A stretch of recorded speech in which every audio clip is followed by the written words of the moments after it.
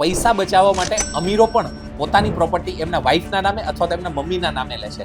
તો એ શા માટે પોતાના નામે નથી લેતા? અને તેનું કારણ છે સ્ટેમ્પ ડ્યુટી અને રજિસ્ટ્રેશન ચાર્જ. જો સ્ત્રીના નામે પ્રોપર્ટી લો છો તો 4.9% સ્ટેમ્પ ડ્યુટી તો લાગશે જ, પણ જે 1% રજિસ્ટ્રેશન પુરુષને ભરવાનો હોય છે, પણ જો સ્ત્રીના નામે પ્રોપર્ટી હોય તો એમને 1% રજિસ્ટ્રેશન ચાર્જ ભરવાનો આવતો નથી. દાખલા તરીકે તમારી પ્રોપર્ટી 50 લાખની છે, તો જો પુરુષના નામે હશે તો એમને 50,000 વધારે ભરવાના આવશે, અને જો એ જ પ્રોપર્ટી સ્ત્રીના નામે હશે તો એ 50,000 રૂપિયા તમારે બચશે. બીજું છે ટેક્સ ડિડક્શન.